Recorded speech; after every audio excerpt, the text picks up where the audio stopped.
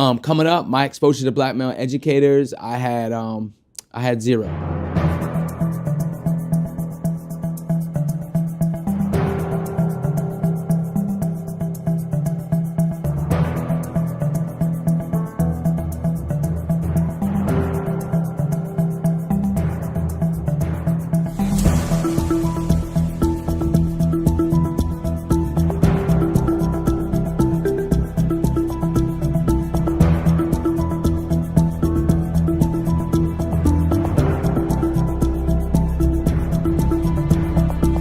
On our main campus, we serve about 2,500 undergraduates, and there are 2 black male full-time faculty members. None of my teachers were black. Maybe 2 or 3 of my teachers look like me, we're black. I had 2 black male teachers the entire time of my high school career. In a population of maybe 30 teachers, I'd say maybe 2. In my memory, I've had 1 teacher that was African American. I was really a token. Every class that I went in, there wasn't another black person in the class.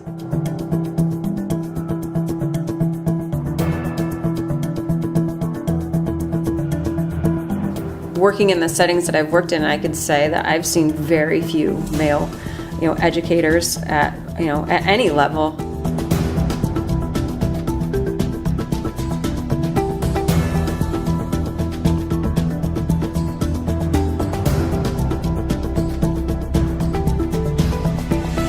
I think that it's like part of being a black male, understanding that you're not gonna see yourself in a lot of those educational spaces to begin with. So it wasn't that I was numb to it. It wasn't that I wasn't aware of it. It was just that I was kind of like used to that. But I do understand it being difficult for a black male educator being like, yup, I wanna sign up for that, What they see around the school is nobody that really looks like them. And if it is someone that looks like them, it's a discipline officer. It's not someone at the level of giving instruction. America has a legacy of slavery and legal segregation that has caused African Americans to develop a negative view of themselves. Over the course of centuries, American citizens have developed oppressive mindsets and stereotypes about black people, especially young black men. In fact, black men top the list of all social groups in the black community to have the least advancement since the end of Jim Crow laws and segregation. My primary goal was never to be a teacher. When I said never be a teacher, that being in the classroom teacher. That's why I wanted to be in business, because the whole idea was being there in the system to make money, frankly. I never thought to be majoring in education. I thought I was going to be a priest. Probably around middle school, I stopped telling people that I wanted to be a teacher because I kept being told that you're too smart to be an educator. And that kind of bothered me a little bit, and I felt unsure about myself. And so I felt that people were going to downplay what it is that I wanted to do, but I've always had a passion for it. Well, the academic job market is such that they had a job open when I was finishing my PhD and I applied. So it wasn't I couldn't say that it was a lifelong aspiration to teach at Yale that then came true, but it has been a really good fit for me. Between 2008 and 2012, the number of black educators decreased by 4%, making an already minuscule group even smaller. An astonishingly low 2% of all teachers are black males. Black males make up one of the smallest demographics of American public teachers, and that number is only shrinking. Percentage is so low because basically the education field was not something I think that was looked upon that would pay that higher salary. So a lot of folks did not go into it because of the salary. I think that a lot of black students coming out of college, male and female, a lot of us are first generation college students, as I was, and first generation college graduates. And many people are looking for jobs that pay higher, and that will support a comfortable middle class and perhaps even upper middle class life. And since those possibilities are available, they're not going to the teaching profession because it doesn't pay. I remember one year there was a black male who had just graduated from college. And then he said, one day, I'm going to go back to school and I'm going to get my master's. And I said, okay, that sounds better. I said, now, you told me that you want to get married and you're getting married.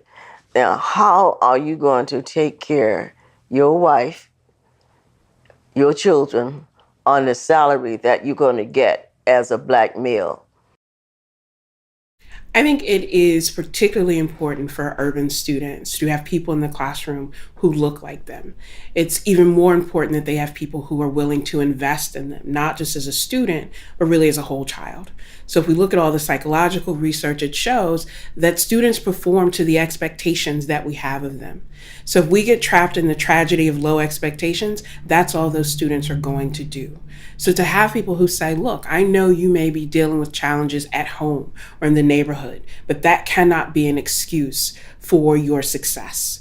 Because in many ways, if you have an educator, person of color, they've overcome some personal strife as well. I think there was a news article last year or 2 years ago that said that New Haven is like the most representative city of the entirety of America in terms of diversity. And so when you have that, and then you don't have a teacher population that reflects that, you feel it. Even if I didn't have the words in elementary and middle school, I knew that like this white woman does not look like anyone in my home or my apartments. And thus what do I, like, I don't know if what she's teaching me translates to what I do here. And I just separated my world so much because I did not see anyone that looked like me in school. And then I saw a lot of people who didn't look like my teachers at home. And so these always felt way too separate. And I think it took me a while to be like, oh, is it always going to be this separate? Do I just have to accept this? And that's something that some students develop and understand, but I don't want that to be every student's like understanding of what school and education versus home is. I want them to kind of feel like it's all their community. Their achievement, I think, is directly related to having people that look like them in authoritative positions within schools. Learning environments suffer when we lack black male educators. That's just the reality of it. They suffer when you have the same type of person teaching. If all you have are white teachers, if all you have are female teachers, if all you have are any one type of person doing anything, the learning environment suffers because there's a lack of a diversity of thought and of background and experience and opinion. And I see this all the time when I see tech products being designed by big tech companies like Google. If you don't have diversity of thought and diversity of the people that are getting involved, the products may all start to feel the same after a while. This problem began with the landmark civil rights case, Brown versus Board of Education. Many people know Brown versus Board of Education as the Supreme Court case that started on December 9th, 1952, and ended educational segregation in the United States on May 17th, 1954. Previous to Brown versus Board of Education, black children attended special black schools, while white children attended white schools. This case helped pave the way for a new era of racial equality and civil rights in the United States. However, the case was also a violation of the 14th Amendment and was therefore unconstitutional. This amendment guaranteed the rights of citizenship to all persons born or naturalized in the United States. Brown also had an unintended side effect on one group in particular, black educators. Following the ruling in Brown versus Board of Education, hundreds of schools around the nation that served African American communities were shut down. Almost 40,000 black educators and administrators lost their jobs. I think one of the things that is an important legacy of the Brown v. Board decision is that America's schools are more segregated now than they ever have been. And they're segregated in terms of class. So people who have money or upward mobility are less likely to send their kids to public schools or to inner city schools. We've become more segregated when it comes to language and English language learners and our support of that. But there's also a loss loss of having teachers and educators who know you as a student, who know your family, who know your community, because you go to the same house of worship or you run into each other in the supermarket. And being able to see you as a whole person, not just as a number and a statistic, it makes a difference. I think one of the greatest tragedies of Brown v. Board is that it encouraged people to become comfortable and complacent. That people thought that if they could get a degree, if they could wear their organizational affiliations on their lapel, somehow they had made it. And one of the things we've realized over the last 50 years is that those degrees don't protect us. Those titles don't shield us. And having educators who could say to people, even with your degree and your education, you have an obligation to make things better. We've lost that. People move outside of the community. They don't really connect with those grassroots-based organizations anymore. They don't get to know families. They don't get to know what it means that little Johnny is catching hell at home, and that's why he can't really pay attention in school. There is a way to affirm the importance of community without going back to the pre-Brown days of improperly funding schools based on where they are. The kids were integrated in some places in schools where the teachers may not have had that same passion for these kids, that same belief that, yeah, you can learn and do well, right? I have expectations of you, and I'm gonna help you meet those expectations, right? That were on fire about teaching these kids, that knew these kids. So there was something lost as well. I remember there was a teacher who used to say in my building that Brown versus Board, school integration was always one of the worst things that could have ever happened to a school. Because she feels like, and I used to look at her crazy, but after reading that article, I kind of understood what she was saying now, because there are certain things that is happening that is not part of the kids' cultures, but is part of the dominant culture, including even within discipline practices, that is not working for students. Once we integrated into white schools. We didn't really integrate into black schools, even though those were very good models for education. So when people were going into that, they saw mostly white women in those schools. Those were mostly the people assumed as educators on the norm in America, despite the fact that most black schools had a lot of black men, like very prominent black men. W.E.B. Du Bois was a school teacher at some point in his life, and a lot of members of the Harlem Renaissance were actually school teachers at some point too. So it wasn't just like anyone who was on the street who maybe just got a high school education. It was people who got college and graduate school educations who were doing this, but people don't recognize that. And I think it's because we took all the attention away from black schools. So while I value Brown versus Board of Ed as a case that happened, the process of integration took away so much agency or control from black communities that just threw a shadow over their abilities, threw a shadow over the fact that they were educating spaces in the first place. But what we didn't do well at doing is ensuring that all teachers knew how to educate all children. So really, even in our teacher education programs, I remember one staff meeting, I just went through Brown v. Board with my teachers, and I had a diverse teaching staff at that time. And they said, Dr. Bishop, why didn't we know about this? Why didn't we know about this policy and its impact on what we see right now, which is we see inequities, we want to address those inequities, and we want the training and the certification necessary to address those inequities. When we have all poor kids coming into our classroom, or we've got poor versus well-resourced young people, we want the strategies in order to be able to connect with all of the young people in our classroom. Since that period, the majority of African Americans now graduate high school. Black people are nowhere near where we need to be in economic, political representation parity or educational achievement parity. But there's no way you can scientifically say that we're worse off than before Brown versus Board. Mm-hmm. If you measure it by high school dropout rates, high school graduation rates going to college, rates graduating from college and professional school.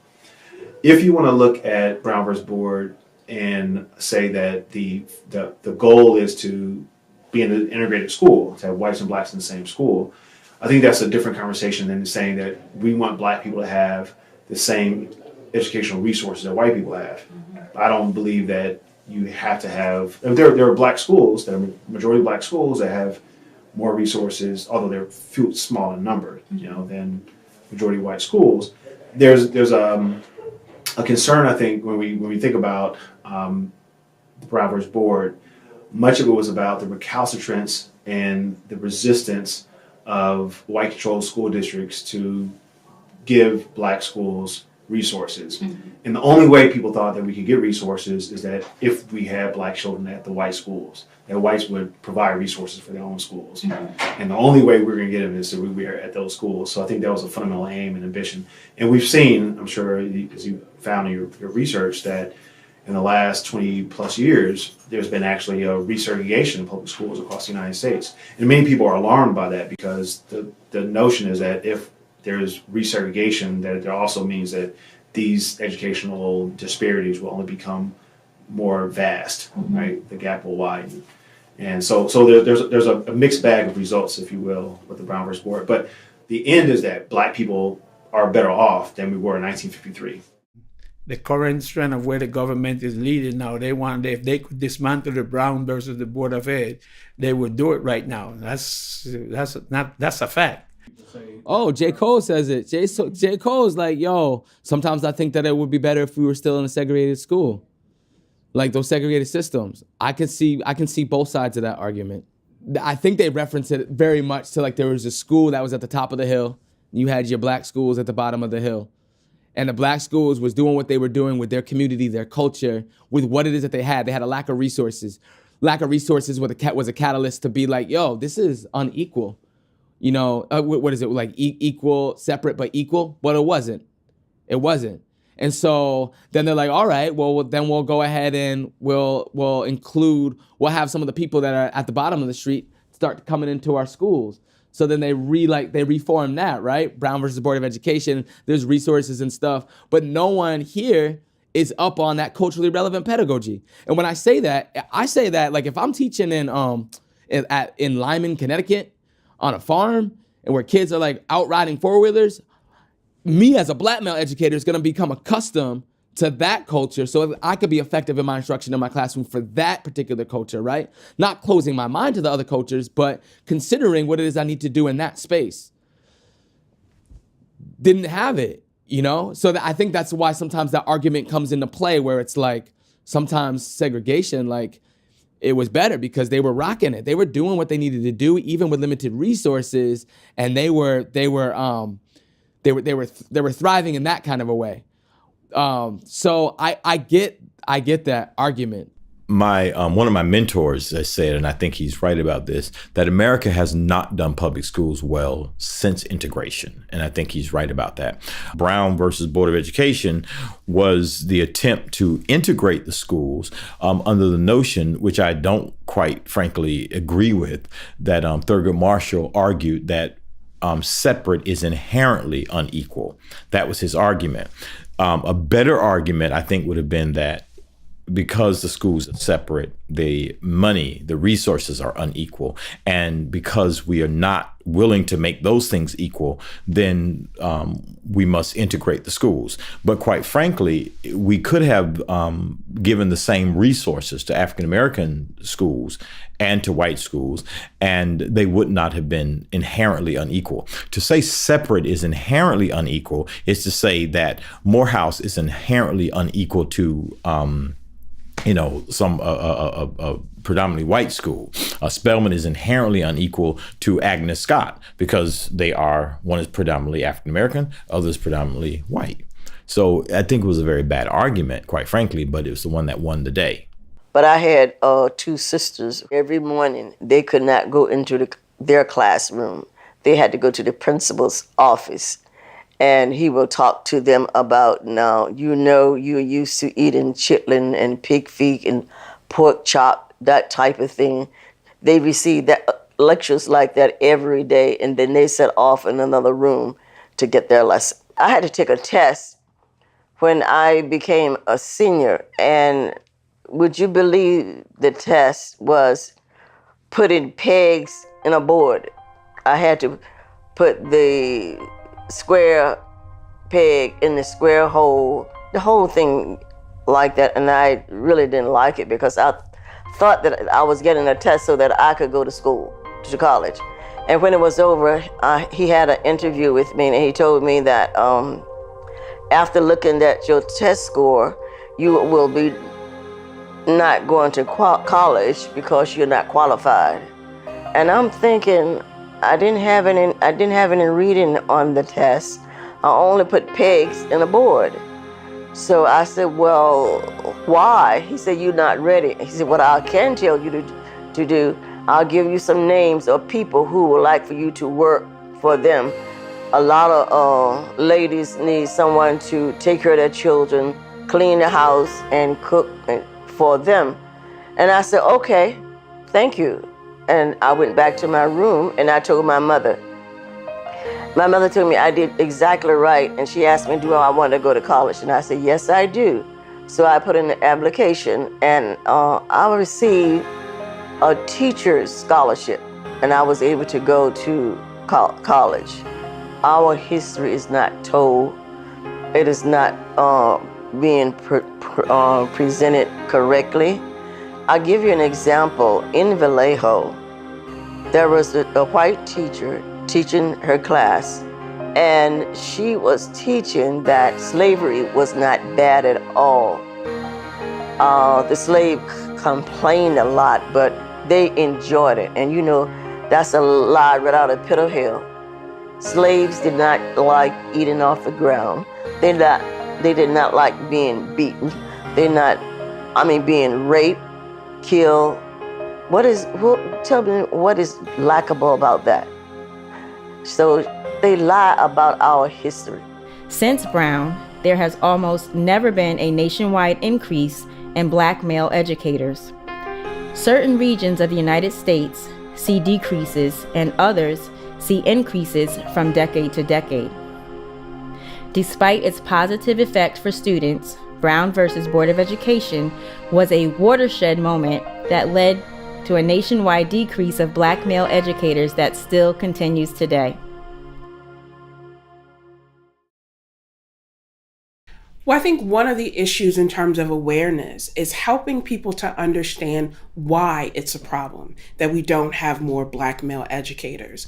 What does it send as a message to young people that the only time they encounter Black men in schools is when they've gotten in trouble and they've been sent to them to discipline? It creates the expectation that Black men are there in an adversarial role. They allow them to do that. They should not be allowed to do that. They're not there to discipline. You have to demand respect. The kids are not going to respect you unless you demand respect. Don't send a child to me telling me that, oh, he's tapping on his desk with his pencil. But if that child is getting his work and he's tapping on his desk with the pencil, why is he in the principal's office? I think a lot of our students are misunderstood. I think that when a taller, darker male stands up, strong, because he's been, raised to be strong and carry the load and, be the father figure in the household because they lack the father figure. I feel like people are intimidated by that role, but their parents raised them to be that figure and to stand up for what they think is right or wrong. I think a lot of our students may not know how to disagree appropriately sometimes because they weren't taught the skill on how to disagree appropriately. And I think that anytime a student is not doing something right, we need to do corrective teaching and teach them the behavior and not internalize students' behavior. Besides the fact that they're pushed into those jobs even outside of schools, was the issue with, we see these Black kids' bodies as possibly violent or possibly erratic, and we need other strong Black people's bodies to control them or stop them. I think that people are motivated by recompense. I think that people are thinking, if I want this quality of life, what profession will afford me access to those things I want in life. So some people might think, I could be a social worker and it'll be great. I could be a school teacher, it could be great, but I'm not going to make money or enough. And so I won't do that. And so those who are in college might be more likely to go into, like, business is the number one major for Black and white college students. And I think it's because, Black and white college students are thinking, business will be the opportunity for me to, get the things that would enrich my life in a material way. We're definitely underpaid in what we do. We're undervalued in what we do. And, when you're thinking of, I know when I guide my students into picking careers, the number one thing that we talk about is, what's a yearly salary that you want to make? What are you looking at as far as a lifestyle? What are you seeing yourself doing, as far as vacation time, time of year that you want to work? Where do you see yourself working? What type of environment do you see yourself working in? All these kinds of things I think are big factors in picking a career. And whether, the makeup of what an educational setting looks like is interesting to, Black males or not is probably the question I would look at a little bit more as far as, why aren't they coming into the field? A male is typically thought of as the breadwinner for a family, especially in thinking about traditional roles. And so how can I support my family depending on where you're living? Some educators make a fair amount, and in some places educators don't. If I'm making $35,000 a year and I have a master's degree, is it really going to be enough to support my family? And I'm talking about when I have 2 kids and my wife no longer wants to work while she stays at home with the kids. That's a lot on a family. We need to think differently about education and how we pay for it in this country. We need to pay higher salaries to these positions so that there are a lot of people, I think, I've heard of, who want to go into teaching, but they don't pay enough. So they go to law school, or they go to med school, or they go to business school, and those sort of things. I mean, the school system should be paying for the materials that the students need. Teachers shouldn't have to come out of their pockets, and particularly when you're paying them so little, to pay for material that students need in school. It just makes no sense. I feel like a lot of our students have trust issues growing up in the educational system. And that has a lot to do with why they steer clear away from being educators. I think if they had great educators and made connections, that would encourage them to be educators. So that's why I feel like this job is important to us, because maybe I'll make a connection with a student that says, you know what, I want to be that kind of person when I grow up and have the same connection as Mr. Jones did with his students. Something happens. They have experiences that seem to take away that joy of school. It could be feeling like this teacher doesn't like me. This teacher disrespects me. This teacher has a stereotype about me. And those experiences can take away the joy that that child had when they first started school. You can't become what you can't see. It's hard to aspire to become someone that you don't see every day or see them as part of the foundation of your education. I certainly think that part of the answer to your question is that there's a sort of a systematic disselection, let's say, a systematic way in which Black men are made to feel, Black people are made to feel that they don't have as much to contribute, that whatever knowledge they have somehow isn't universal enough.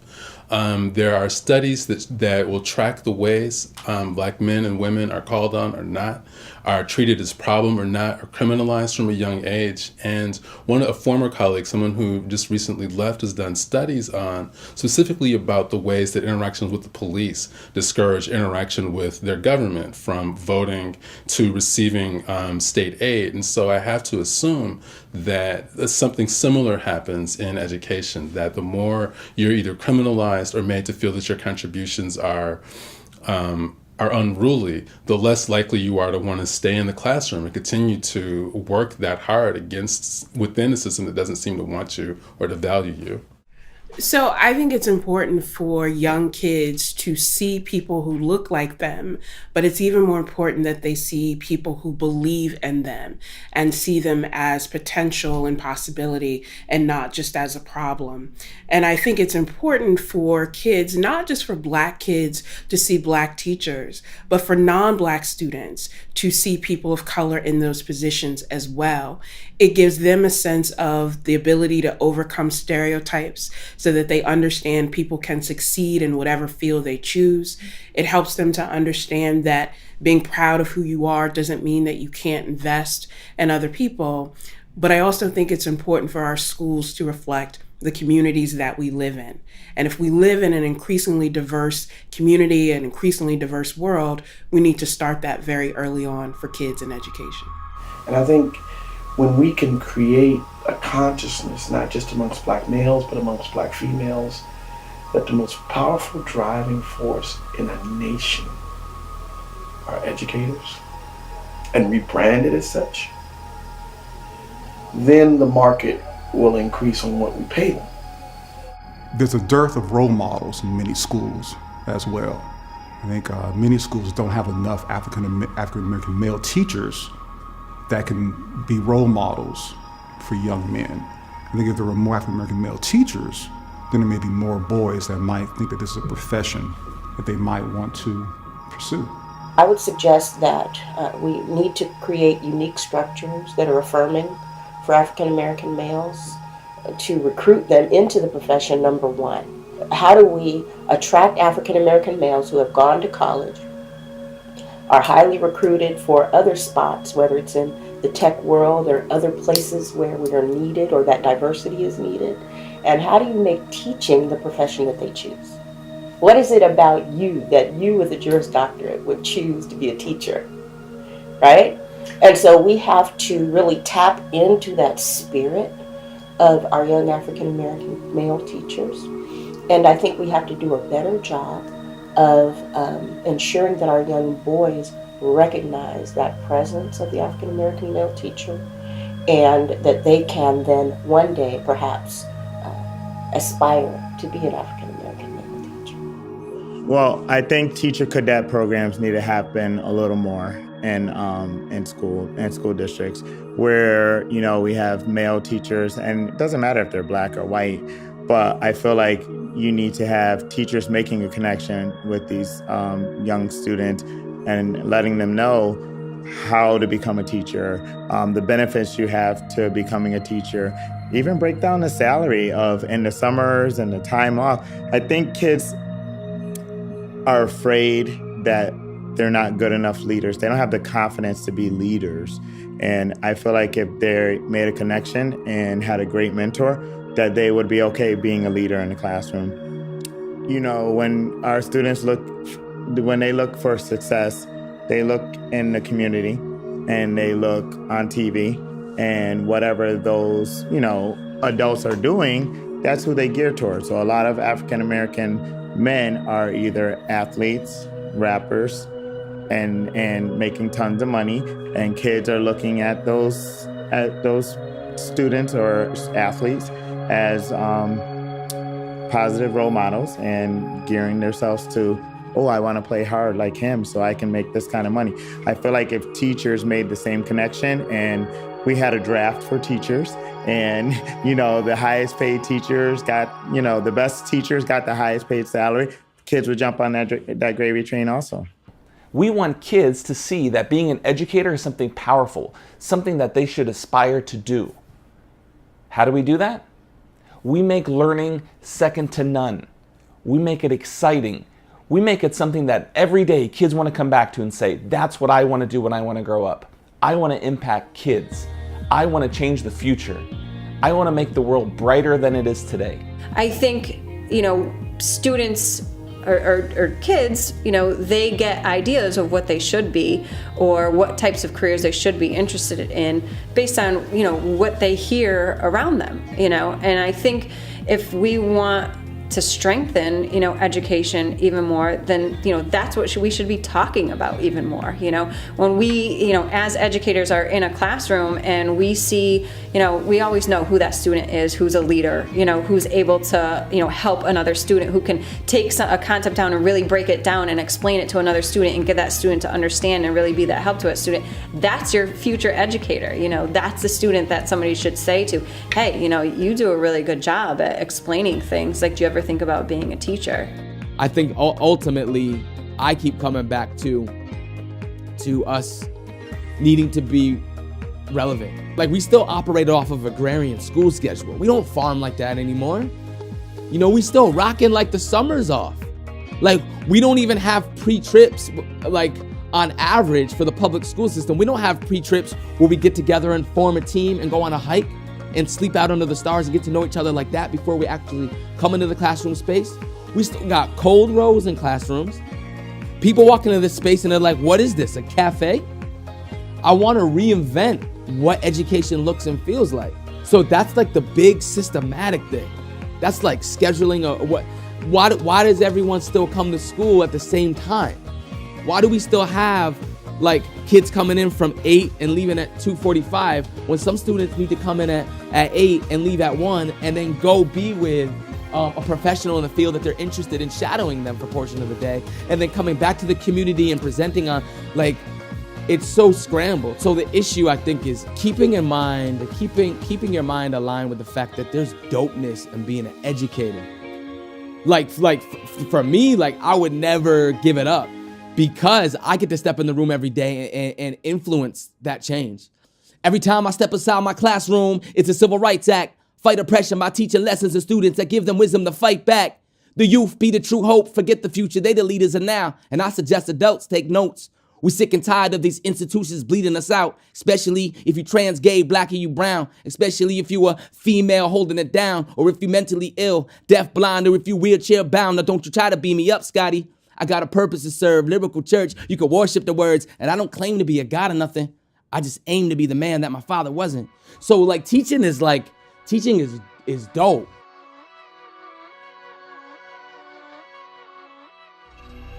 Who better to teach Black history than Black history?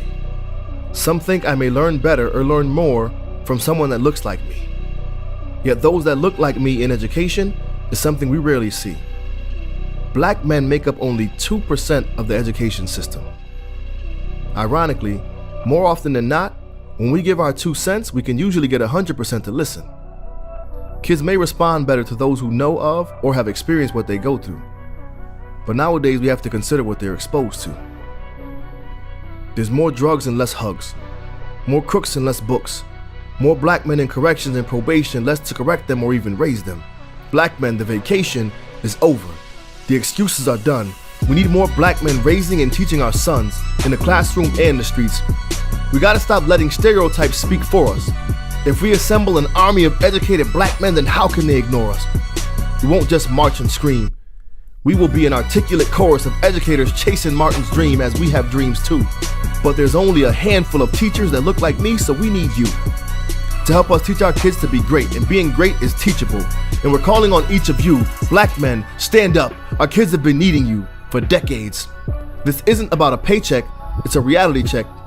When I asked the young lady how she felt about black men in education, she said, I thank those that are out there, but we need more.